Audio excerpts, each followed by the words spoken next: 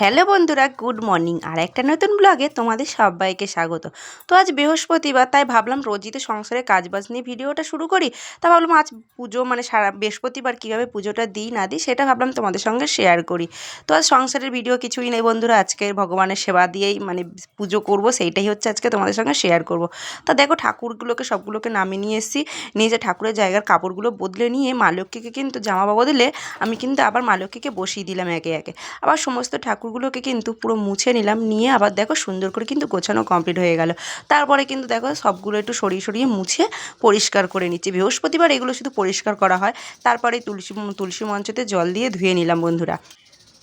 তারপরে দেখো মনসা তলাও ধুয়ে নিলাম। আর বন্ধুরা প্লিজ তোমরা একটা লাইক করো, ভিডিওটা দেখছো একটা লাইক করো আর কমেন্ট করো, ভিডিওটা ভালো হোক কিংবা খারাপ হোক একটু কমেন্ট করে অবশ্যই জানিও, আর একটা লাইক করে দিও বন্ধুরা। এত কষ্ট করে ভিডিও করি, তোমাকে তারা কেউ লাইকও করো না।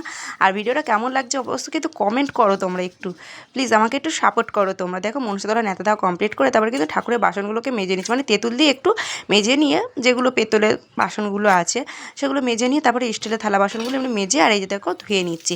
তারপরে ধোয়া কমপ্লিট করে নেবো এবার।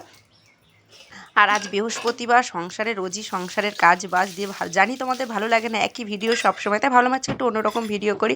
তারপরে কিন্তু সমস্ত বাসন ধুয়ে নিয়ে এসে কমপ্লিট করে এদিকে কিন্তু দেখো আমি ঠাকুরের থালা গ্লাসগুলো আগে আগে মানে পেতে নিচ্ছি। তারপরে ঠাকুরের মানে শিব ঠাকুর যেগুলো ধুয়ে নিই মহাদেব, সেগুলো বসিয়ে দেখো তারপরে আমি লক্ষ্মীর ঘট বসিয়ে দিচ্ছি। আর যেটা মাঘী পূর্ণিমা পুজো করা হয়েছিল সেই ঘরটাকেও রেখে দিই আমি এক সাইডে, আর আবার মা লক্ষ্মীর ঘটও বসাই আমি।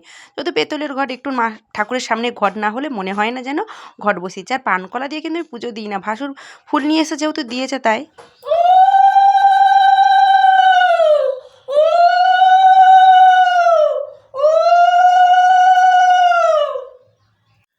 বন্ধুরা দেখো আমার কিন্তু আজ বৃহস্পতিবার পুজো দেওয়া হয়ে গেছে। দেখো আজকে কত ফুল দিয়ে দেখো ভগবানের সেবা দিয়েছি দেখো।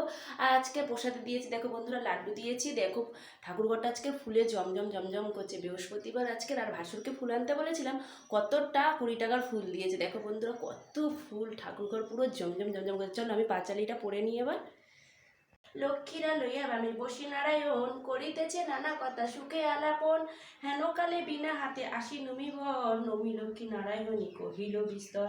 নারদে দেখিয়া জিজ্ঞাসন নারায়ণ, কহ মুনি কথা হতে তব আগমন, শুনি তাহা কর জোরি করিয়া প্রণতি, কহিল নারদ মুনি লক্ষ্মী দেবী পতি, বন্দে বিষ্ণু পিয়া দারিদ্র দুঃখ হারিণী, ক্ষীরোদ পুত্র কিশং কান্তা বিষ্ণু বলং বিলাসিনী, কহ মাগো এ কেমন তোমার বিচার, চঞ্চলা চক্রার পায় ফিরি দাঁড়ে দাঁড়, পলকের তরে তব নাহি কথা স্থিতি, মত্তবাসী সদা তাই ভুগিতেছে দুর্গতি, গিয়াছিল মর্তধামে করিতে ভ্রমণ, মানবের দুঃখ হেরি কাঁদে মোর মন, সদায় কুক্রিয়ারত নরনারীগণ, অসহ্য যন্ত্রণাশয় দুর্ভিক্ষ ভীষণ, অন্নভাবে শীর্ণকায় বলহীন দেহ, ক্ষুধা কষ্টে আত্মহত্যা করিতেছে কেহ, কেহ দেখি প্রাণাধিক পুত্র কন্যাগণে, পরিত্যাগ করিতেছে অন্যের কারণে, বল মাগো নারায়ণী কি পাপের ফলে, অলস্য জ্বালায় মত্তবাসী সদা জলে, শুনি তাহা লক্ষ্মী দেবী দুঃখিত অন্তরে, কহিলেন সব কথা ক্ষুণ্ণ মুনিবরে, শুনো ঋষি মত্তবাসী কেন দুঃখ পায়, দৃষ্টির ফল ইয়া জানিবে নিশ্চয়,